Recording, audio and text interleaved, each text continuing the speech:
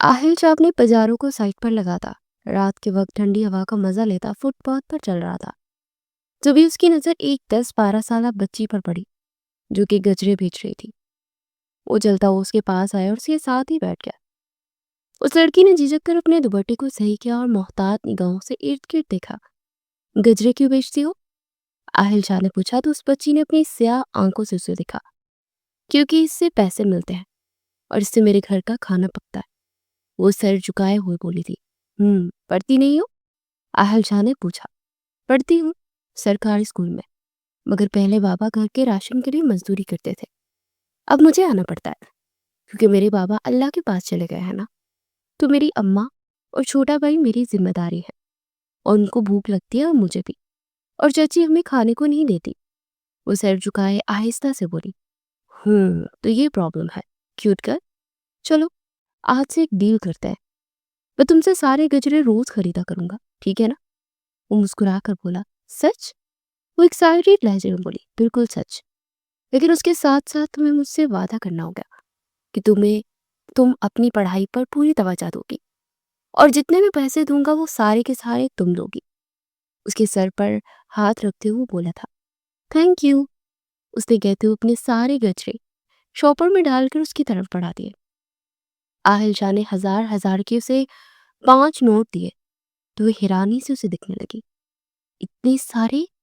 ये नहीं, वो झिझकते हुए बोली। फिर 1,000 का नोट लेकर बाकी सारे उसे वापस कर दिए। क्यूट गर्ल, अभी मैंने तुमसे कहा था ना कि मैं जितने पैसे दूंगा तुम चुपचाप लोगी।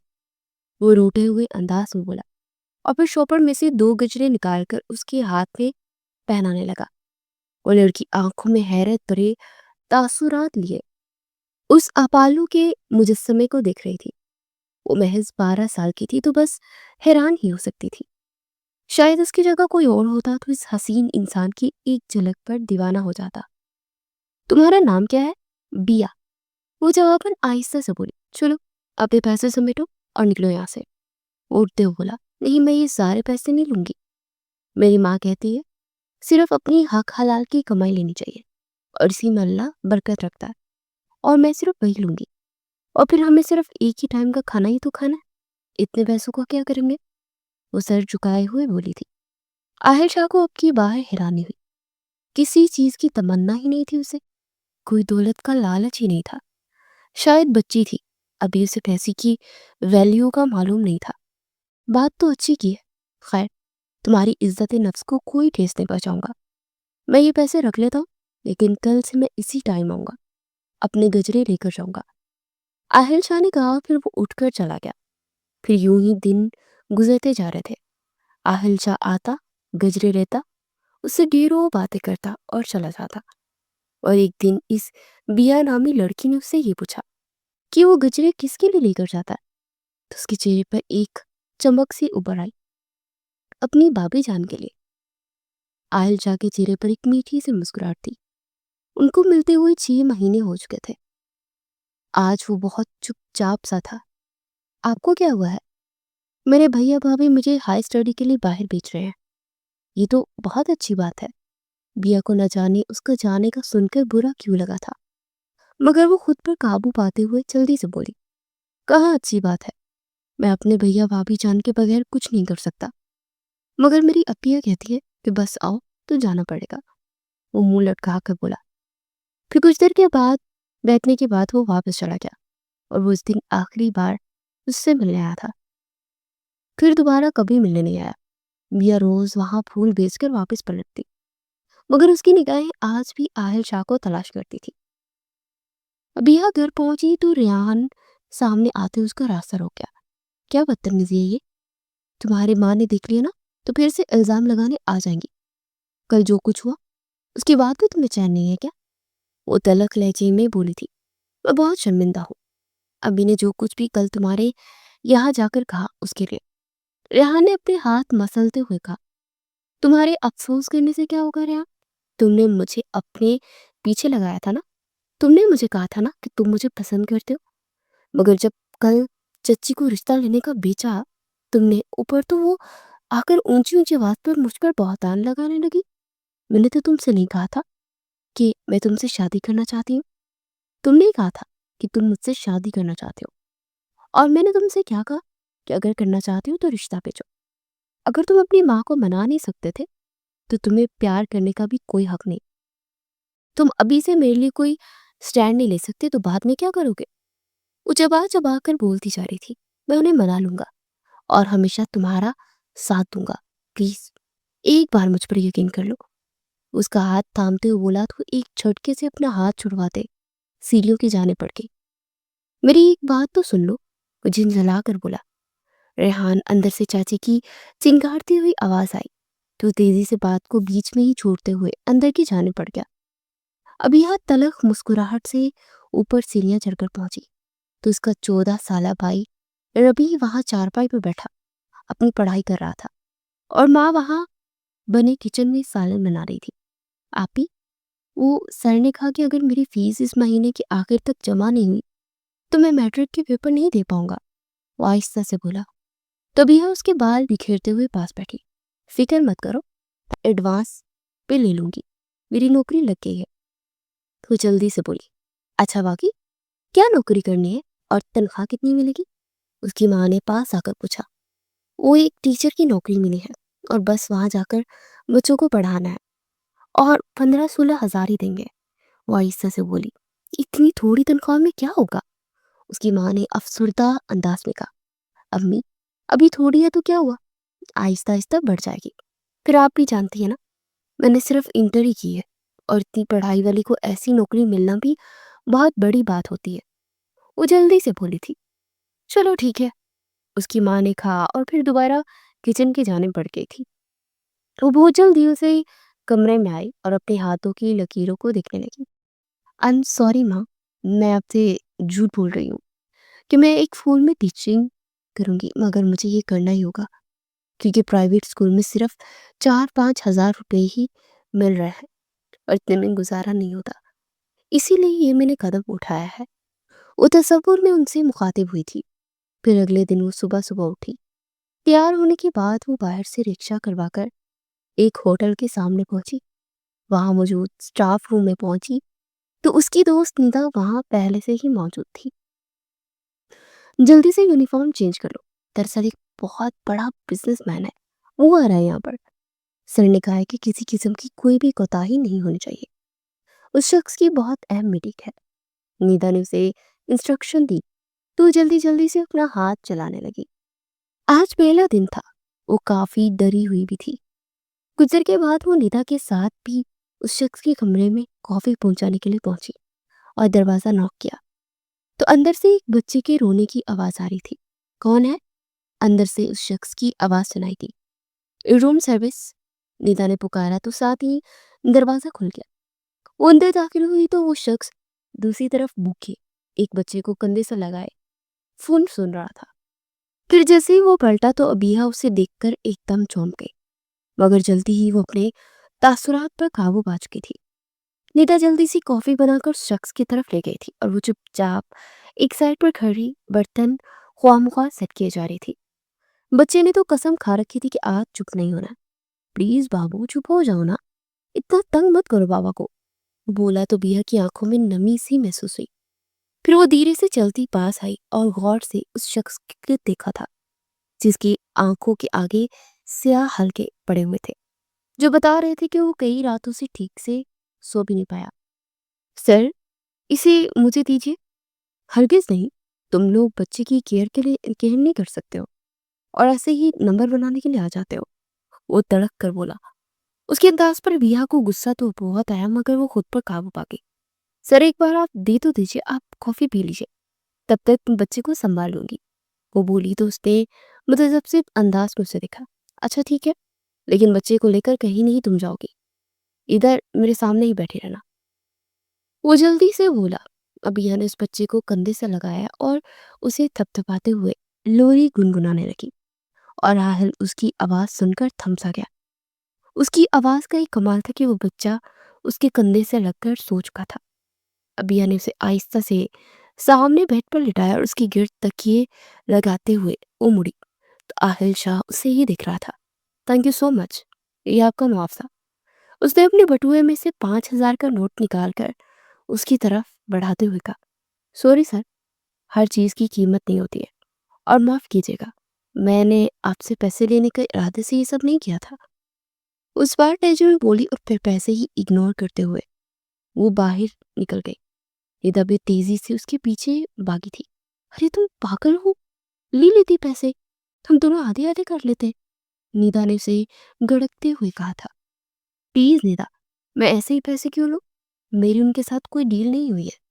मैंने सिर्फ इंसानियत के नाते उस बच्चे को सिर्फ चुप करवाया, और इंसानियत की कोई कीमत नहीं होती। और ये शख्स अपने आप को समझता क्या है? हमेशा ये दूसरे इंसानों को पैसे में तोलता है। वो तरक कर बोली, हमेशा? मतलब क्या तुम उसे पहले से जानती हो? नीता ने पूछा तो वो सर झटक कर नफी में सर हिला गई। फिर वो नीता के साथ बाकी कमरों में भी रूम सर्विस देने लगी। कुछ देर गुजरी तो वो अभी स्टाफ रूम में आकर खाना खाने लगी थी कि मैनेजर हामता कामता उसके पास आया। प्लीज जल्दी आओ, आयल सर का बहुत गुस्से से बुरा हाल है, और वो कब से तुम्हें बुलाने की कोशिश कर रहे थे, मगर तुम नाम ही नहीं उन्हें पता तुम्हारा। तो नीता ने बताया तो मैं जल्दी से भाग आया तुम्हारे पास। प्लीज जल्दी चलो, उनका बच्चा बहुत रो रहा है। मैनेजर ने कहा तो उसने अपना टिफिन बैग के अंदर किया और बैग कंधे पर डालती हुई वो उनके साथ बाहर निकल गई थी। कुछ देर में वो आहल शाह के कमरे में मौजूद थी, और वो बच्चे को चुप करवाने करवाने के चक्कर में बेहाल हो रहा था। जैसे ही भैया ने जाकर उस बच्चे को थामा तो वो चुपचाप उसे देखने लगा। व्हाट द हेल बाबू, बाबा आपको इतनी देर से चुप करवा रहे थे और आप चुप ही नहीं हो रहे थे। वो तब कर ऐसे बोला जैसे वो 6 माह का बच्चा उसकी सारी बातें समझता हो। सर कभी कभार होता है, बच्चे को कोई लम्स अच्छा लगता है। वो आहिस्तगी से बोली, अरे लम्स तो ठीक है, लेकिन भूख लगी है, दूध पिला रहा था, वो तो पी लेता कम से कम। वो चिढ़ कर बोला, लाइए मुझे दीजिए दूध, मैं पिला देती हूँ। उसने कहा तो आहल शाह ने दूध की बोतल उसे थमाई। तो भैया एकदम चौंक गए। इतना गर्म दूध? अभिया ने हाथ की पुष्ट पर डालकर घबरा कर कहा, गर्म था क्या? मगर मुझे तो महसूस ही नहीं हुआ, ऐसा लगा नॉर्मल टेम्परेचर है। वो सर खुजा कर बोला, दूध को बोतल से चेक नहीं करते, हाथ की पुष्ट पर डालकर चेक करते हैं, फिर उसका टेम्परेचर मालूम होता है। आपको पता है, इसके साथ इसके मुंह में छाले बन सकते थे। वो उसे डांटते हुए बोली थी, हाँ हाँ ठीक है ठीक है, मैं कौन सा बच्चे मैंने पाले हुए हैं मेरे, पहला बच्चा है तो आहिस्ता आहिस्ता ही सीखूंगा ना। वो जल्दी से बोला। अब यह सर चटक कर उस बच्चे को दूध पिलाने लगी, फिर उसे कंधे से लगाए, डकार दिलाया और बेड पर लिटा दिया। वो कलकारियां मारते हुए हंसने लगा। आहल ने सीने पर हाथ रख के जैसे सुख का सांस दिया। थैंक यू मिस, उसकी तरफ मुड़ते हुए बोला, मगर आपकी अब की बार उसने पैसे देने की गलती नहीं की थी। चुपचाप बाहर की जाने पड़ गई। घर पहुंची तो उसकी माँ काफी ज्यादा परेशान थी। इतना लेट आया करना है क्या? उसकी माँ ने पूछा। जी, शाम 5 बजे तक है मेरी ड्यूटी, स्कूल के बाद ट्यूशन है ना, वो भी पढ़ाऊंगी। वो सर झुकाए फिर से झूठ बोली और फिर अफसुर्दा सी कमरे में आई और एक साइड पर बड़ा सा बॉक्स खोला। उसमें ढेरों फूलों के सूखे गजरे पड़े हुए थे। उन्हें बड़ा संभाल कर रखा गया था। उसकी आंखों में नमी ठहर सी गई। फिर से बंद करते वो अपने पल्लू से आंखें साफ कर गई थी। रात को वो सोई हुई थी कि अचानक उसका फोन बजने लगा। कोई अननोन नंबर था। वो कॉल रिसीव करते मोबाइल कान को लगा गई थी, मगर दूसरी तरफ से बच्चे की रोती हुई आवाज सुनकर वो जल्दी से उठकर बैठी। हेलो मिस अभिया, आपको मेरी आवाज आ रही है? आहल शाह की आवाज सुनकर वो हास आवाज बाख्ता सी हो गई थी। वो जल्दी से उठी और कमरे की जाने पड़ी। यस सर, आपने फोन क्यों किया है मुझे, और वो भी इतनी रात को? वो बोली, आई रियली सॉरी, मैं जानता हूँ कि सोने का वक्त है, मगर पिछले 2 घंटे से रो रहा है मेरा बेटा, प्लीज लोरी सुना दीजिए। वो बोला, व्हाट? मैं आधी रात को लोरी पढ़ूंगी ताकि इर्द गिर्द के सारे लोग जागकर हमारी छत पर देख के? वो झंझला कर बोली, प्लीज मिस अबिया, मेरा बच्चा रो रो कर थक चुका है, वो सो नहीं रहा है। आपने दोपहर को इसको सुनाई थी ना, इसकी वजह से वो सो गया था, प्लीज एक बार सुना दीजिए। आहिल शाह ने कहा तो दरवाजा बंद करती हुई लोरी गाने लगी। 1 मिनट, आपका व्हाट्सएप नंबर नहीं है? उस पर बात कर लेते हैं ताकि आपकी तस्वीर भी नजर आती रहे। वो जल्दी से बोला। मेरे पास बटनों वाला मोबाइल है सर, और इस पर व्हाट्सएप नहीं बनता। उस पार्ट लहजे में बोली थी। व्हाट? इस दौर में ये बाबा आदम का फोन क्यों यूज करता है कौन? दूसरी तरफ से सवाल किया गया। हम जैसे गरीब लोग करते हैं सर, जिनके पास सिर्फ 2 वक्त की रोटी के पैसे होते हैं, और हमारे मोबाइल तफरीह के तौर पर नहीं होते, सिर्फ बाहर देर होने की सूरत में अपनी खैरियत बताने के लिए ही होते हैं। वो तंजिया लहजे में बोली थी तो आहिल शाह चुप हो गया। फिर उसने लोरी गुनगुनाई तो कुछ देर बाद बच्चा रोता रहा और फिर एकदम चुप हो गया। वो सुनने लगा। आहिल शाह ने दूसरी तरफ से उसकी कॉल को रिकॉर्ड कर लिया था। लोरी खत्म हुई और वो सो चुका था, और आहिल शाह ने फोन बंद किया और मोबाइल साइड पर रखता हुआ अपनी पॉकेट की जेब में हाथ डालता विंडो के पास आया और बाहर चांदनी बिखेरते चांद को देखने लगा। भैया भाभी, इतनी मुश्किलात में मुझे छोड़कर आप लोग चले गए। आप लोगों ने एक बार भी नहीं सोचा कि मैं इसे कैसे संभालूंगी तलहा को। वो सितारों को देखते हुए बोला, गोया वो अपने बचपन की सुनी हुई कहानियों को सच मानते ने सितारे समझ रहा था। फिर सर चटक कर वो दोबारा तलहा के पास आए। उस नन्हे से शहजादी को देखते आज से 3 महीने पहले जो हुआ वो सोचने लगा। अल्लाह पाक ने उसके भाई ताहा को शादी के 10 साल बाद औलाद से नवाजा था, मगर जब तलहा 3 महीने का हुआ तो भैया और भाभी का कार एक्सीडेंट में वफात हो गया। वो इन दिनों अभी पाकिस्तान आया ही था और बिजनेस सीख रहा था, मगर उस पर तो जैसे क्यामत ही टूट पड़ी थी। वो जिनके बगैर जीने का तसव्वुर भी नहीं करता था, वो हमेशा के लिए उससे जुदा हो चुके थे, और उसके साथ साथ वो अपने बेटे तलहा की जिम्मेदारी भी उस पर डाल चुके थे। 3 महीनों में आहिल जैसे अपने लिए तो जीना ही भूल चुका था। दिन रात उस बच्चे के लिए खपता था, और इन 3 महीनों में 10 आया आ चुकी थी, मगर हर एक इस कदर सुस्ती के बच्चा उनकी लापरवाही से बीमार रहने लगा था। और एक दिन जब ऑफिस आया तो छोटा सा तलहा दूध पी रहा था, और उसने बेखतर जाकर उसके मुंह से फीडर निकाला तो फीडर इस कदर गंदा था कि उसे एक कराहत महसूस हुई। ये क्या तरीका है बच्चे को दूध देने का? आपको इस चीज की इतनी तनख्वाह दे रहा हूं कि आप बैठकर सिर्फ मूवीज ड्रामा देखें और बच्चे के मुंह में गंदा मंदा जैसा मर्जी फीडर दे दे। वो दूध भी मुझे खराब लग रहा है, वो चंगार कर बोला। अब इस 10वीं आया को भी घर से निकाल चुका था। फिर अगले दिन वो अपने साथ उसे ऑफिस लेकर जाने लगा, मगर ऑफिस में सारा स्टाफ डिस्टर्ब होता था तो उसे मजबूरन पास के होटल में कमरा लेकर ठहरना पड़ा। और जिस दिन मीटिंग थी उस दिन वो मीटिंग अटेंड कर रहा था, मगर तलहा मुसलसल रो रहा था। तो फिर तभी वो लड़की अंदर आई और उसने एक पल में तलहा को हैंडल कर लिया था। वो अपनी सोचों से बाहर निकला और सोने के लिए लेट चुका था। अगले दिन वो इसे लेकर फिर से उसी होटल के रूम में आया था। वो तलहा को वहां बिठाकर खुद मीटिंग के लिए प्रेजेंटेशन तैयार कर रहा था कि तलहा ने फिर से मुंह फाड़कर रोना शुरू कर दिया था। उसे फोन करके मैनेजर को उस लड़की को बुलाने को कहा। लड़की अबीहा, प्लीज इसे संभाल लीजिए, और अगर आप इसके बदले मुझसे पैसे भी लेना चाहें तो मुझे कोई भी एतराज नहीं है, बल्कि मैं आपको ऑफर देता हूं, आप ये वेटर की जॉब छोड़िए, आप मेरे लिए काम कीजिए। आप यहाँ जितने पैसे लेती हैं ना, उससे 3 गुना ज्यादा मैं दूंगा। मैं इससे पहले के 50 या 50 हजार दे चुका हूं, और आप कहेंगे तो मैं 1 लाख देने को भी तैयार हूं। वो जल्दी से बोलता जा रहा था। अमिया अबिया का मुंह हैरत की ज्यादती से खुल गया था कि एक बच्चे को संभालने के इतने पैसे? आप मेरे साथ मजाक कर रहे हैं सर? वो सर झटक कर बोली थी, मेरा और आपका कौन सा मजाक बनता है? और मैं ऐसा मजाक नहीं करता, मैं सच बोल रहा हूँ। और मैं इससे पहले आया को 50 हजार रुपये दे रहा था। मेरे पास कॉन्ट्रैक्ट भी है, दिखा सकता हूँ मैं। वो जल्दी से बोलता लैपटॉप पर उंगलियां चलाने लगा और खोलते ही उसके सामने एक कॉन्ट्रैक्ट दिखाया। इसकी जरूरत नहीं है मुझे, आपकी जुबान पर एतबार है मुझे। मुझे तो पता ही नहीं था कि आपा बनने के इतने पैसे मिल सकते हैं। मैं संभाल लूंगी बच्चे को। वो अपने भाई के मुस्तकबिल को संवारने की खातिर इस चीज की भी हामी भर चुकी थी, वरना उसका दिल तो बिल्कुल भी नहीं मान रहा था कि इस प्यारे से बच्चे को संभालने के लिए पैसे ले। और बच्चा भी आहिल शाह का, वो आहिल शाह जो इसकी बचपन की मोहब्बत था। Oh thank God. मैं बच्चे को घर में नहीं रख सकता, आप मेरे साथ ऑफिस में इसको संभालेंगी। मैं अपने ऑफिस का काम करूंगा, आप समझ लीजिए मेरी सेक्रेटरी है, और शाम को 8 बजे तक आपकी जॉब होगी, उसके बाद आप आराम से घर जाइएगा, बल्कि मैं आपको खुद छोड़ दूंगा। वो बोला और उसकी बात में अबिया को कोई कबाहत नहीं नजर आई थी। ये बात तो ज्यादा ही अच्छी थी कि ऑफिस में रहकर काम करना था, घर नहीं जाना था पड़ा। वो होटल से अपना हिसाब क्लियर करवाने की बात कर पहुंची तो घर में एक तूफान बरपा था।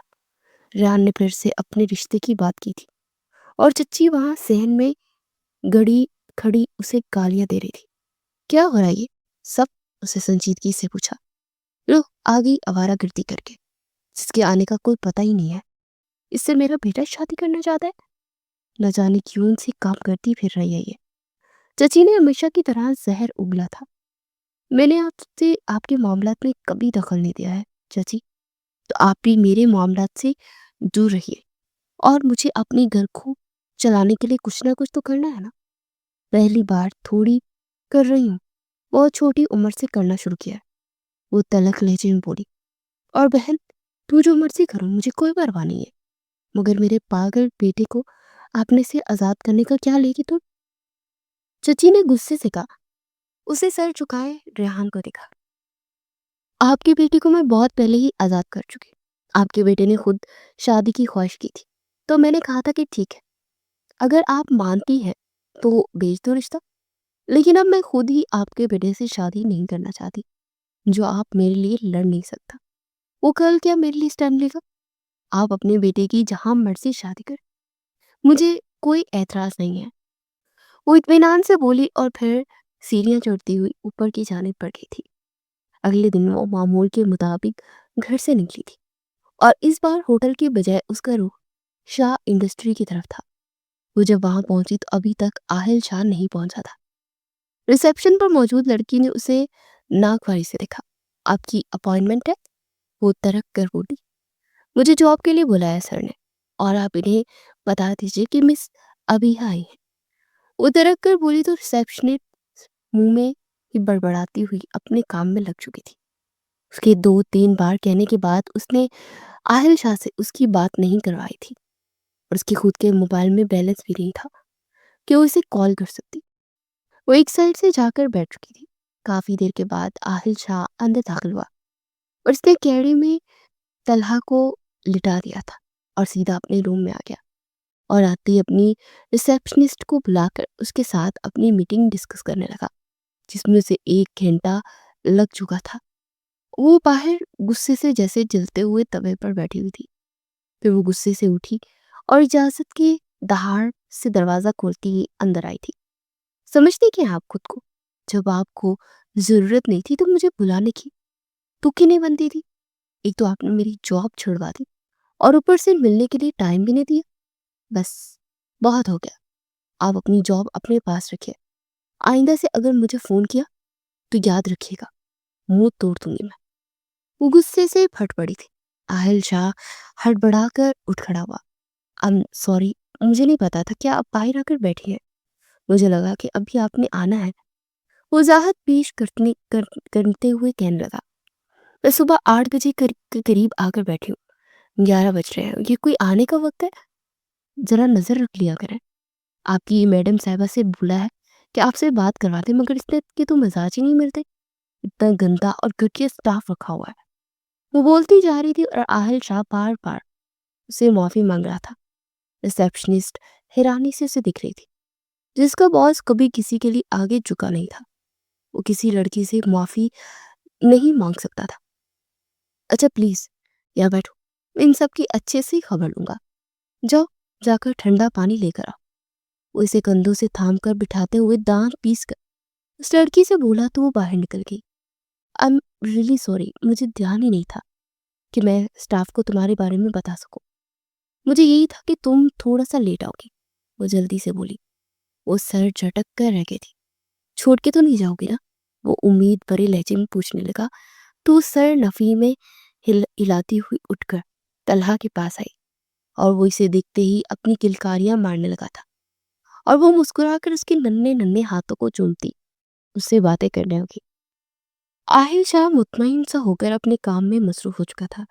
अगले दिन वो अपने मामूल के मुताबिक वहां पहुंची और आहिल शाह ने अपनी बिजनेस मीटिंग के सिलसिले में मीटिंग हॉल में चला गया था। और वो 2 घंटे के बाद उसने अपने बैग में से एक टिफिन निकाला और उसमें थे दलिया निकाल कर उसे खिलाने लगी।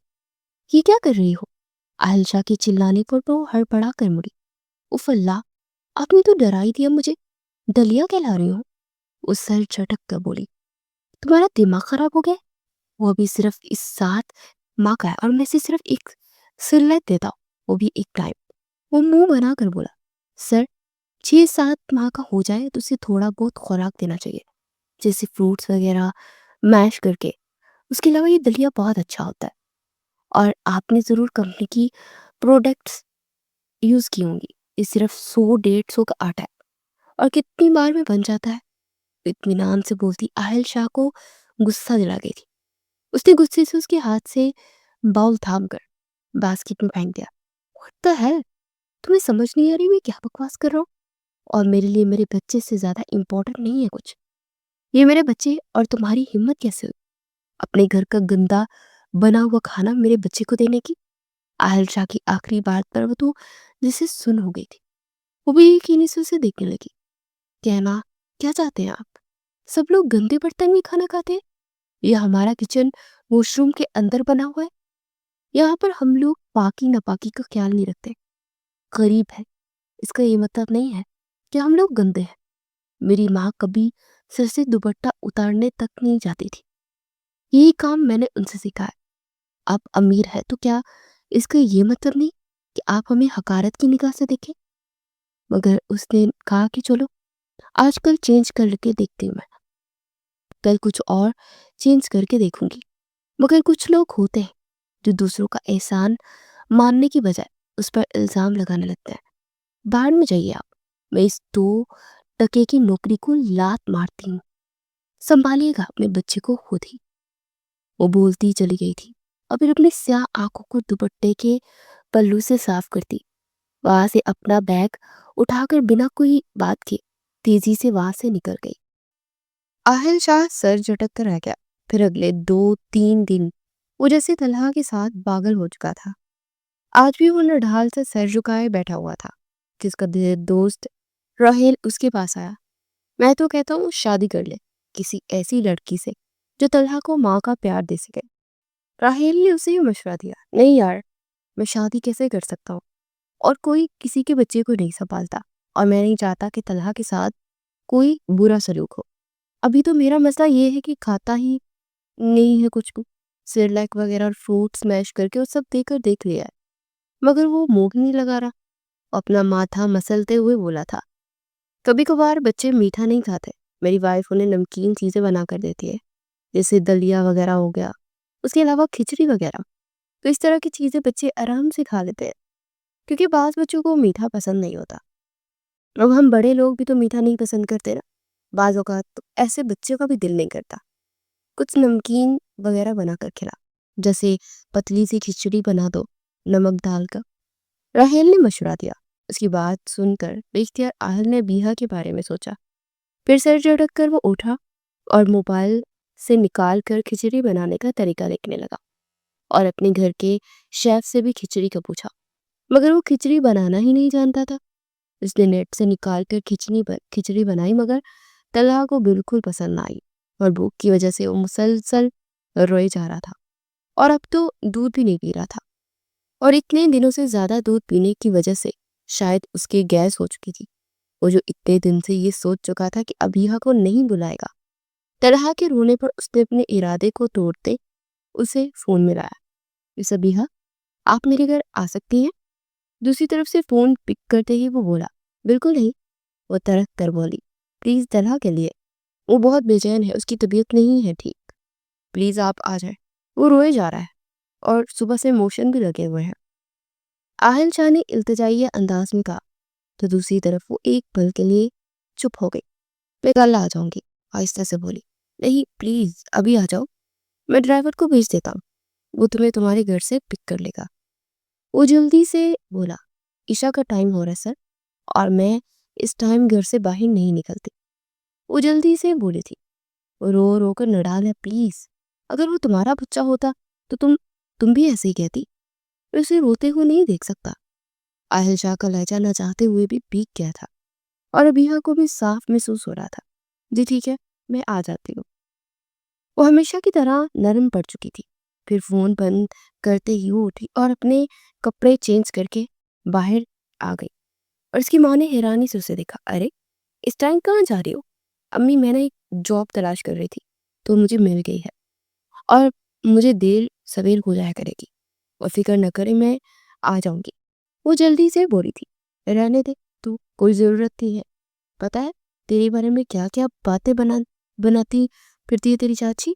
और अब तो मोहल्ले के लोग भी बातें करने लगे। वो एक एक घर में बैठकर तुम्हारी किरदार कशी करती है बेटा। उसकी माँ ने बेबसी से कहा। अम्मी, ये लोग वो हैं जिन्होंने कभी भी मुश्किल में हमारा साथ नहीं दिया, तो अब हम पर अगर कोई आसानी का वक्त आ रहा है तो हम उनकी खातिर क्यों छोड़े।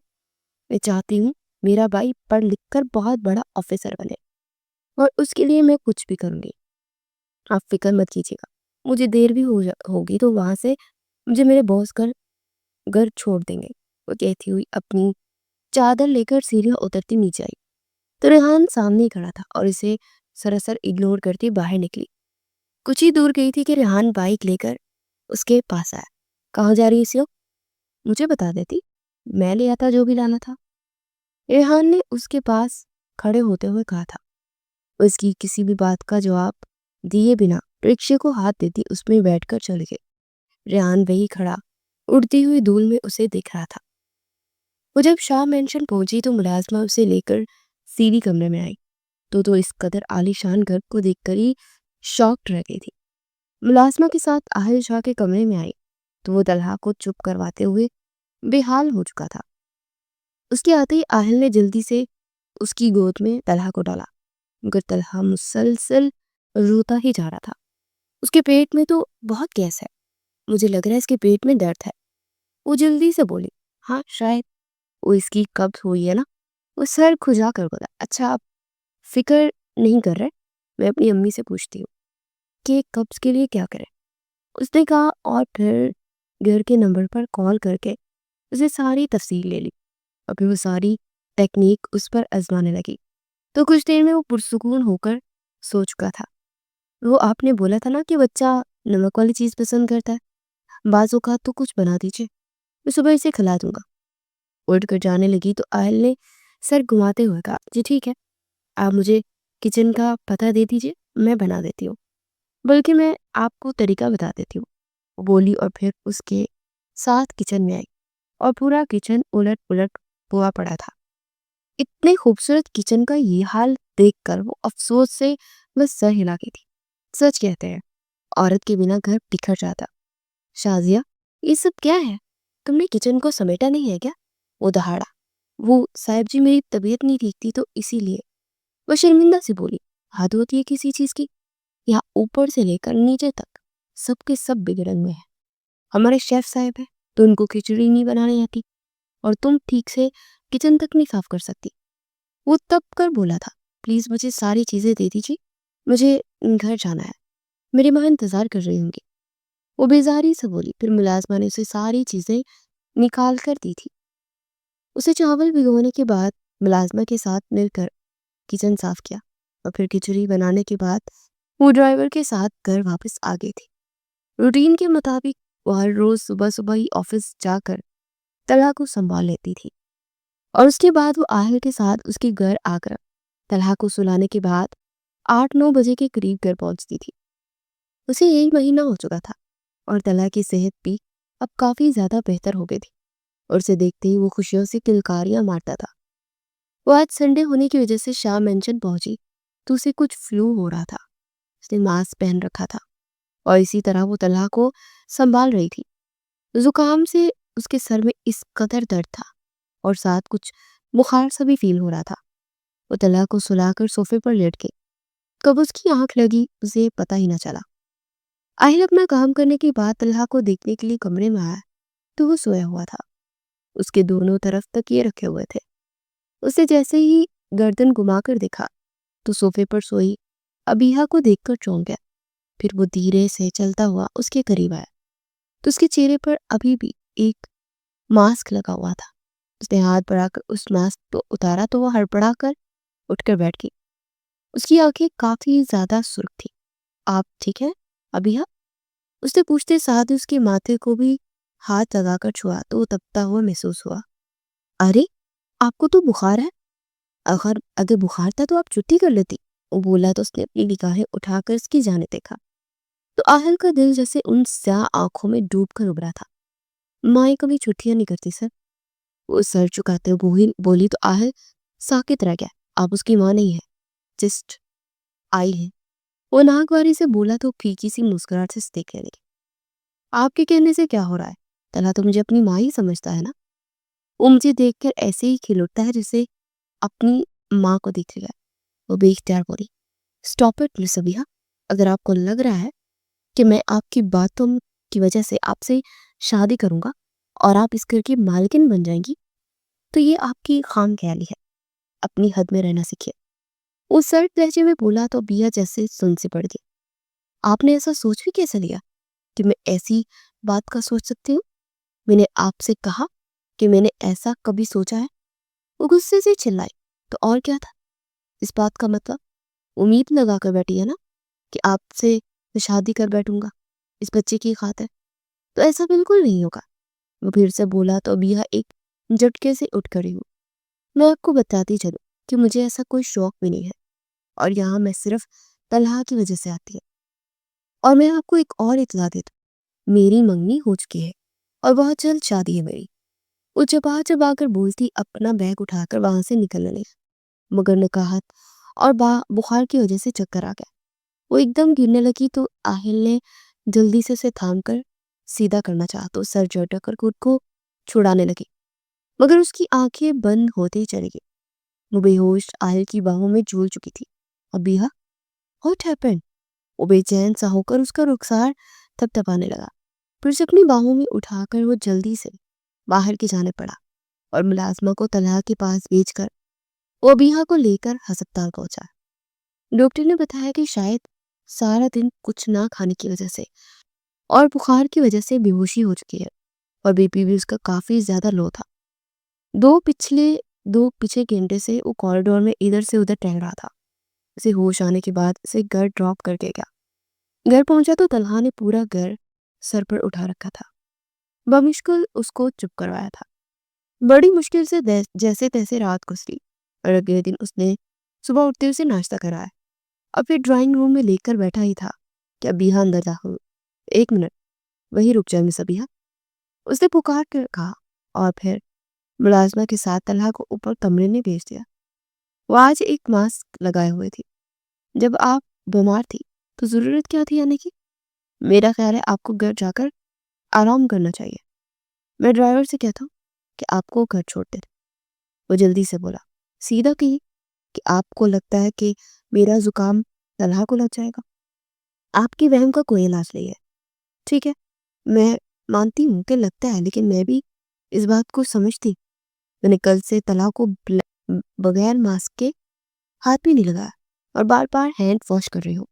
अगर मेरी जगह तलहा की माँ होती और इसे जुकाम होता तो आप अपने घर से निकाल देते? उगलुगेर लहजे में बोलती उसे जैसे शर्मिंदा कर गई थी। ऐसी बात नहीं है, मैं तो बस ये चाह रहा था कि आप आराम कर लेती। कोई निगाहें चुरा कर बोला, बहुत शुक्रिया। मैं न जाने क्यों बार बार अपनी इंसल्ट कराने यहाँ आ जाती हूँ।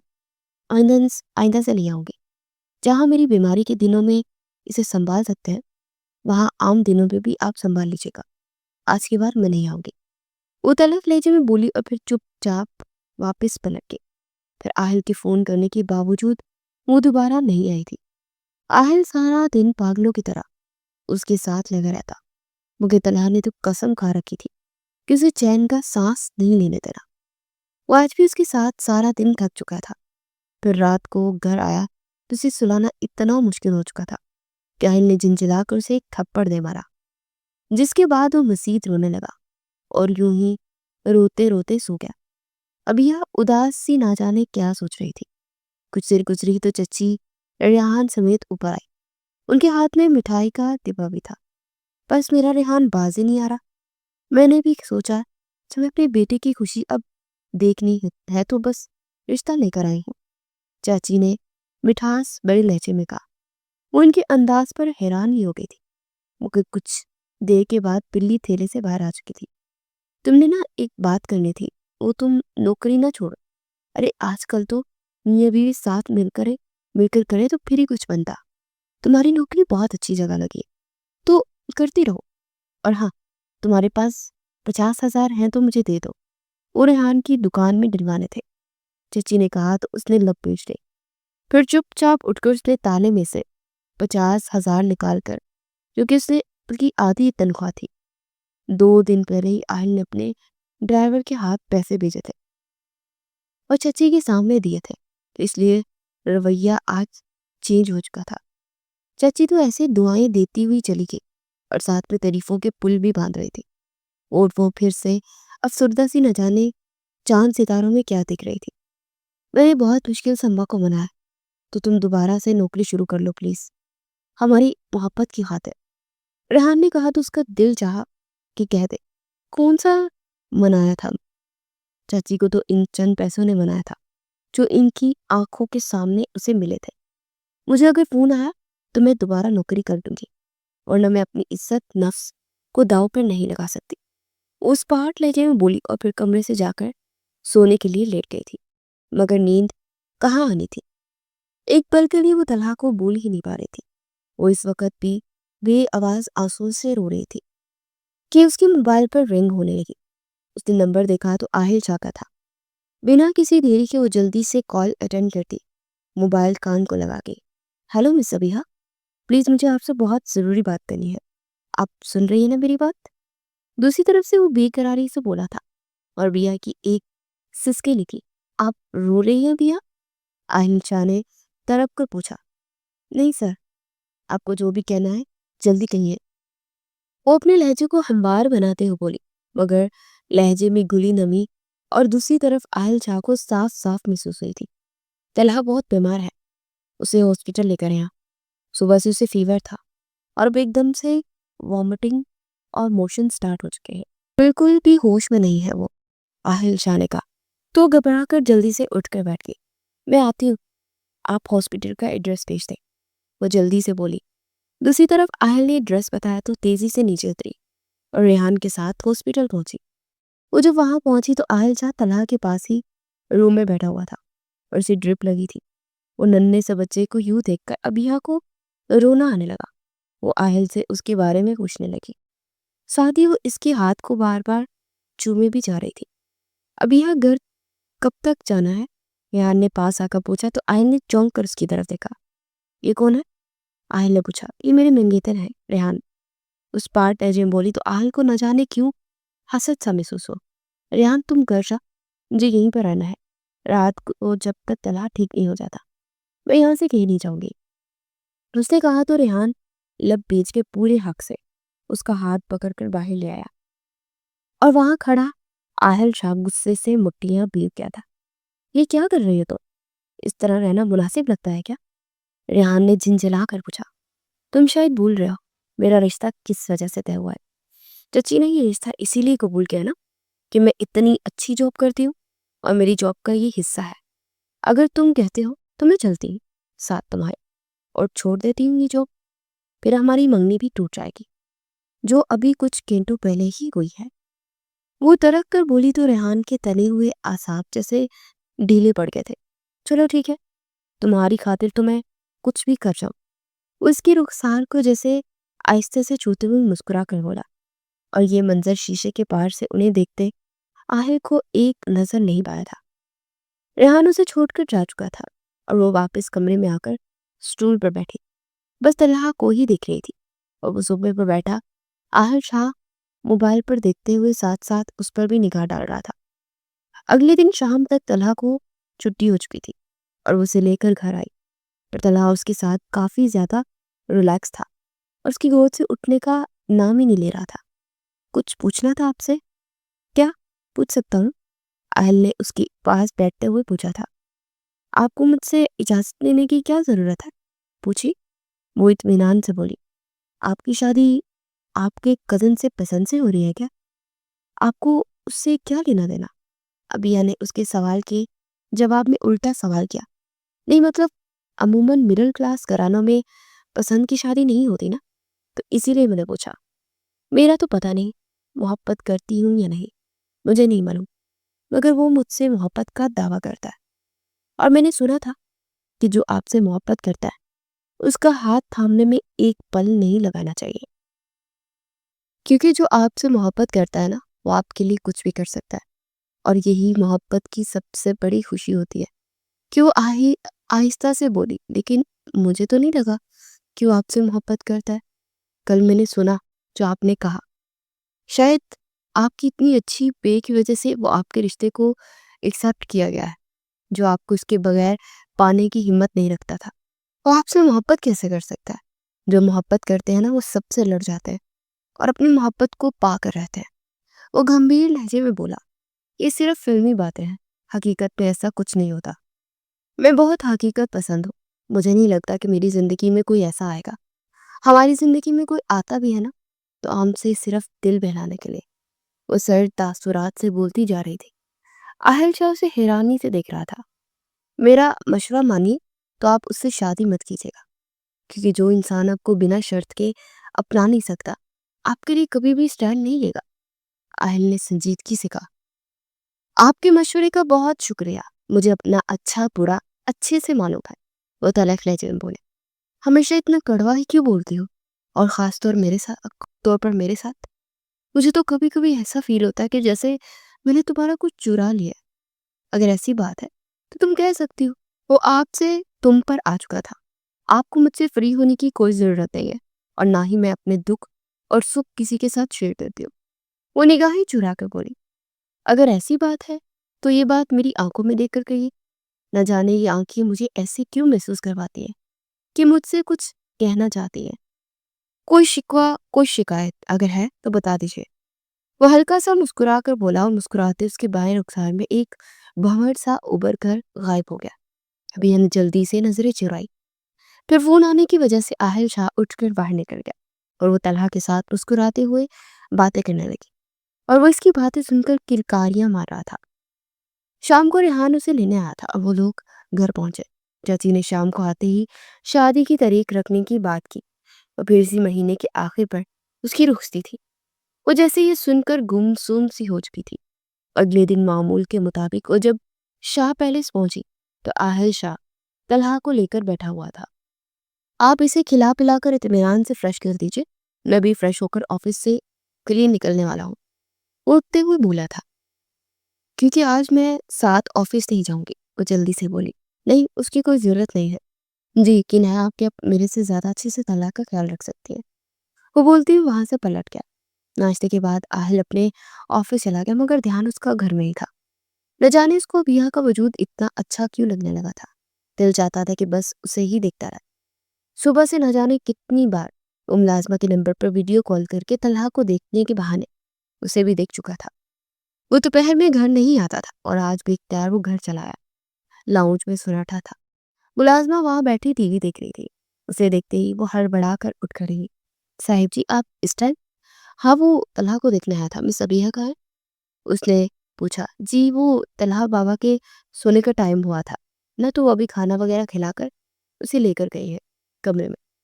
मुलाजमा ने कहा तो अपने कमरे में जानिब बढ़ गया था। अंदर दाखिल हुआ तो लैंप की मध्यम सी रोशनी जल रही थी। वो धीरे धीरे जलता हुआ उसके पास आया। लैंप की रोशनी में उसके हसीन चेहरे को देखने लगा था, और बेख्तियार हाथ बढ़ाकर उसके लबों को छूती लट को पीछे किया, तो हड़बड़ा कर उठकर बैठ गई। क्या कर रहे थे आप? वो जल्दी से दुपट्टा सीने पर फैलाते हुए घबराई सी बोली थी, मगर शाह तो जैसे होश में ही नहीं था। वो बेख्तियार आगे बढ़कर उसके रुखसार को छूता, मजीद करीब हुआ तो जोर से उसे धक्का देती उठकर बेड से नीचे खड़ी हो गई। आहिल शाह भी उठकर उसके मुकाबले आया। अबिया घबरा कर पीछे की जाने कदम लेने लगी, यहाँ तक कि उसकी पीठ पीछे दीवार के साथ तक गई, और साथ ही कमरे की लाइट्स ऑन हो गई। आहल उसके दाएं बाएं हाथ रखता उसकी आंखों में देखने लगा, जिनमें नमी झलक रही थी। Will you marry me? वो बेइख्तियार बोला था, और ये बोलते वो खुद तो हैरान हुआ ही था। उसके साथ साथ अबीहा फटी फटी निगाहों से उसे देख रही थी। ये आप क्या कह रहे हैं?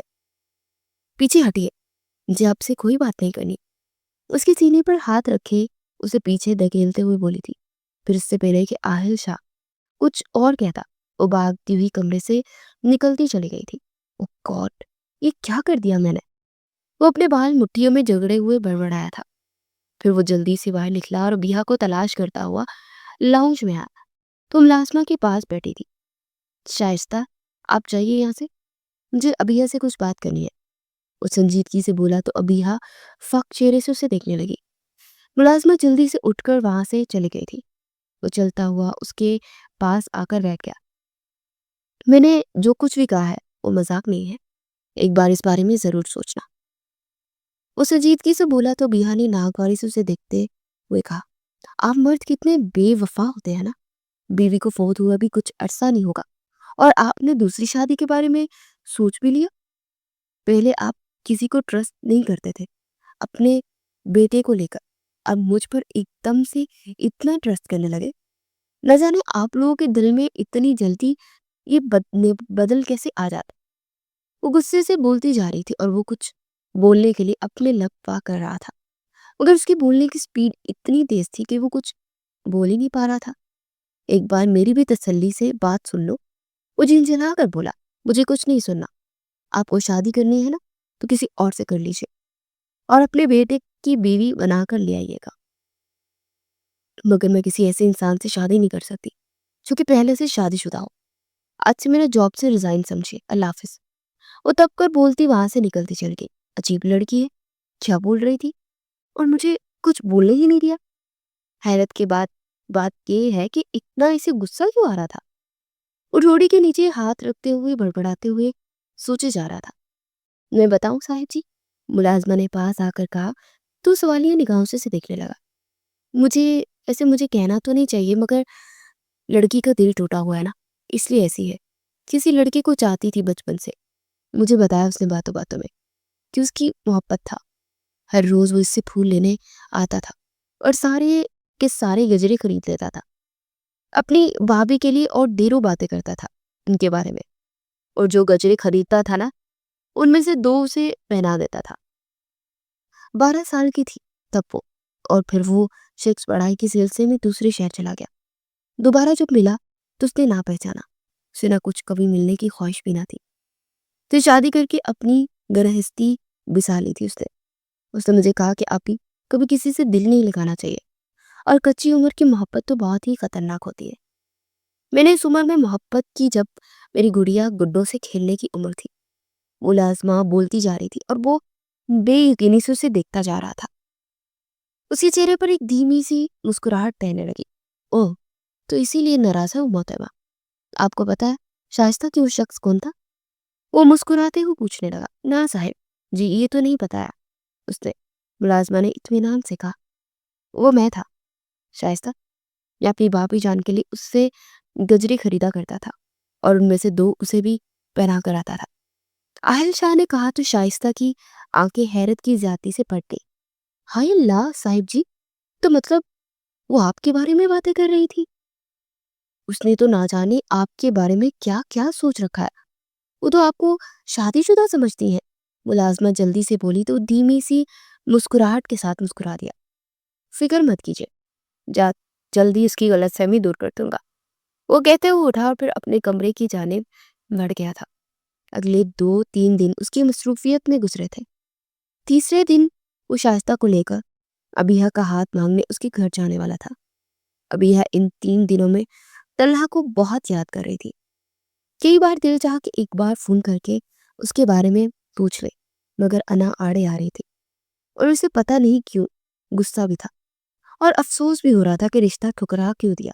उससे कहीं ना कहीं ये उम्मीद भी थी कि उसे मनाने के लिए फोन जरूर करेगा, मगर उस दिन से उसको फोन ही नहीं आया था। इसलिए वो सख्त झंझलाहट का शिकार थी। आज जब वो सफाई करके नीचे उतरी तो चाची अपने बेटियों के साथ शॉपिंग करके आई थी। अरे, तुम आज भी जॉब पर नहीं गई? चाची ने उससे पूछा। मैंने जॉब छोड़ दी है चाची। मैंने सोचा कि अब मेरी शादी हो जानी है तो मुझे इसकी क्या जरूरत है, इत्मीनान से बोलती वहां तख्ते पर बैठ चुकी थी। चाची ने वावेला शुरू कर दिया। उसकी माँ ये सब सुनते हाँफती कांपती नीचे आई। क्या हुआ सलमा? रबिया बेगम ने परेशानी से पूछा। अरे भाभी बेगम, आपकी बेटी से रिश्ता इसीलिए मैंने तय किया था कि अच्छा खासा कमाती है, तो चलो जहेज नहीं लाएगी तो कम से कम कमाई तो होगी ना, जिससे मेरा घर अच्छे से चल सकेगा। मगर ये तो नौकरी छोड़कर बैठ गई है। बस मेरी तरफ से तो ना ही समझिए अब। अरे बिना जहेज के कोई लड़की नहीं लेता, और शक्ल सूरत चाहे जितनी भी मर्जी अच्छी हो, लोग आजकल पैसा देखते हैं, क्योंकि शक्ल सूरत को तो कोई पैसे के साथ भी संवार सकते हैं। चची ने जहर उगला था। अम्मा, ये क्या कह रही हो? रेहान पास आकर मिनमिनाया। मैंने बोल दिया है तो बस बोल दिया। ये शादी बिल्कुल नहीं होगी। अगर ये नौकरी करती है तो ठीक, वरना मेरी तरफ से ना ही है। चाची ने कहा, बिया प्लीज इन्हें बोलो ना तुम नौकरी करोगी। मैं गारंटी देता हूँ अम्मा ये नौकरी करेगी। करोगी ना? रेहान ने उम्मीद भरे लहजे में पूछा था। नहीं, नहीं करूंगी। और वैसे भी मैं तो खुद यही चाहती हूँ कि रिश्ता अभी खत्म हो जाए। तुम जो अपने नाम निहात मोहब्बत का राग अलापते हो, इस मोहब्बत की खातिर अपनी माँ से मुकदमा नहीं लड़ सकते। तुम मेरे लिए क्या स्टैंड लोगे? उस पर लहजे में बोलती उठ खड़ी हुई थी। हाय हाय कितनी लंबी जुबान है। नहीं तो समझती क्या है खुद को? तेरे लिए कोई शहजादा आएगा जो आकर बिना जहेज के तुझे ब्याह कर ले जाएगा? तो ऐसा कुछ नहीं होगा। अगर कोई लेकर भी जाएगा ना, तो कोई फकीर ही तेरे दर पर आएगा। मैं तो कहती हूँ भाभी, जुमेरात की जुमेरात जो फकीर आता है ना, उसके साथ अपनी बेटी को ब्याह देना। चाची ने जहर उगला था और रबिया बेगम की आंखें नम होने लगी। और अगर कोई रईस आ जाए तो? इससे पहले कोई जवाब देती कि पीछे से आहिल शाह की आवाज सुनाई दी। वो एक झटके से मुड़ी तो मुस्कुराते हुए उसी की जानिब देख रहा था। तलहा को उसने गोद में उठा रखा था, और तलहा उसे देखते ही अपनी बाजू फैलाकर हंसने लगा था और जल्दी से उसकी तरफ लपकी और उसे गोद में उठाकर चटाचट चूम लिया। वो मुस्कुराते हुए रबिया बेगम के पास आया। मेरा नाम आहिल शाह है, और आपकी बेटी मेरे बेटे आई मीन मेरे भतीजे की आया रह चुकी है, और मैं आहिल शाह बिल्कुल गवारा आपकी बेटी से शादी करना चाहता हूँ। आखिरी बात वो अबिया की तरफ देखते हुए मुस्कुरा कर बोला, जो कि उसके भतीजे बोलने पर मुंह खोले भी यकीनी से उसे देख रही थी। चाची और उसकी बेटियां हसद और जलन से जैसे मर जाने के करीब थी। आंटी जी, आपके पोर्शन में चलकर बात करें, आहिल शाह ने कहा, और फिर खुद ही सीढ़ियों की जानिब बढ़ गया था। वो सब लोग ऊपर आए और रबिया बेगम का तो जैसे घबराहट के मारे ही बुरा हाल था। वो जल्दी जल्दी से कुर्सी पास लेकर आई और आहिल शाह के पास पंखा ऑन कर दिया। आंटी जी, आप परेशान न होइए, यहाँ बैठकर रस्म कर लीजिए और मुझे बताइए अपनी बारात लेकर मैं किस दिन आऊं? वो जल्दी से बोला था। अभी उठकर कंधों से थाम कर रबिया बेगम को कुर्सी पर बिठा दिया। फबीहा तो चुपचाप तलहा के साथ खेल रही थी। फिर कुछ देर के बाद जब रबिया बेगम चाय बनाने के लिए किचन में उठकर गई, तो वो मुस्कुराते हुए शाइस्ता की जाने मुड़ा। आंटी जी के साथ जाकर किचन में काम कीजिए ना, मुझे अपने होने वाली बेगम से बात करनी है, वो बोला था। आहिस्ता आहिस्ता के जाने के बाद आहिल शाह ने उसका हाथ थाम कर उसकी आंखों में देखा, तो वो जल्दी से आंखें फेर ली थी। बिया, तुम हमेशा से इतना कम बोलती थी, फिर एकदम से वो इतना ज्यादा कैसे बोलने लग गए? वो मुस्कुराकर बोला तो बिया ने बेयकीनी से सर उठाकर उसे देखा। यही सोच रही हूँ कि मुझे कैसे पता चला। तुम अगर नहीं बताती तो मुझे पता ही नहीं चलता। खैर, जिससे डिस्कस किया था उसी ने बताया। इतनी मोहब्बत करती थी तो बताए क्यों नहीं? उसके दोनों हाथों को थामते हुए नर्म लहजे में बोला। तो बिया ने नम आंखों से उसे देखा। कैसे बताती? मुझे लगा कि आप शादीशुदा है और मैं अपनी मोहब्बत में शराकत बर्दाश्त नहीं कर सकती, और किसी ऐसे शख्स से तो बिल्कुल मोहब्बत में जो किसी और का हुआ हो। वो आहिस्ता से बोली, अच्छे जी, इतनी अनाप्रस्त हो। खैर, मुझे ऐसे ही बहुत प्यारी लगती हो, थोड़ी नकचड़ी सी, थोड़ी गसीली। उसकी छोटी सी नाक को दबाते हुए शरारती अंदाज में बोला तो उसे घूरने लगी, मगर उसकी पुरशौक निगाहों की ताब न लाते हुए सर झुकाकर हल्का सा मुस्कुरा दी। इतने साल क्या किया? आयल शाह ने पूछा। आपके दिए हुए गजरे संभालने का काम, आहिस्ता से बोली। रियली? मतलब तुमने आज तक वो गजरे संभाल के रखे हैं? ओ माय गॉड, कितना लकी हूं मैं कि मुझसे कोई इतनी मोहब्बत करता है। वो मुस्कुरा कर बोला तो वो जवाबन हल्का सा मुस्कुरा दी। आज कुछ नहीं बोलोगी मेरी लड़ाकू? आहिल शाह ने पूछा तो वो नफी में सर हिला गई। शिकायतें खत्म हो चुकी थी तो झगड़ा कैसा? वो धीमे से लहजे में बोलती, उसे मुस्कुराने पर मजबूर कर गई थी। फिर कुछ दिनों के बाद आहिल शाह की बहन जब लंदन से आई तो वो मुख्तसर सी बारात लेकर उसे रुखसत कर ले आया। फिर धूमधाम से वलीमा हुआ। चची और उसकी बेटियां तो झल भुन गई थी, मगर वो दोनों स्टेज पर एक दूसरे के बाहों में बाहें डाले हर एक की निगाहों का मरकज बने हुए थे। रबिया बेगम की तो आंखें तशक्कुर से भीगी हुई थी और वो इन दोनों को अच्छे नसीब की दुआएं मांग रही थी। कुछ दिनों के बाद आहिल शाह ने रबिया बेगम और रबी को अपने फ्लैट पर मुंतकिल होने को कहा था। उन्होंने इस बात के लिए काफी मना किया, मगर आहिल भी डर चुका था और उन्हें मना कर ही दम लिया था। आहिल शाह ने रबिया के मैट्रिक के रिजल्ट के बाद उसे कंप्यूटर क्लासेस दिलाकर अपनी प्रेजेंटेशंस और छोटी मोटी मेल्स करके के लिए अपने ऑफिस में पार्ट टाइम जॉब रखा था, ताकि इन लोगों की इज्जत नफ्स कभी मजरूर ना हो और वो अपना बोझ खुद उठा सके। और वो खुद चाहता था कि रबी अपने बलबूते पर कुछ बने, ऐसे कुछ बने कि लोग उस पर रश्क करें। और अब यह जानती थी कि एक दिन ऐसा जरूर आएगा।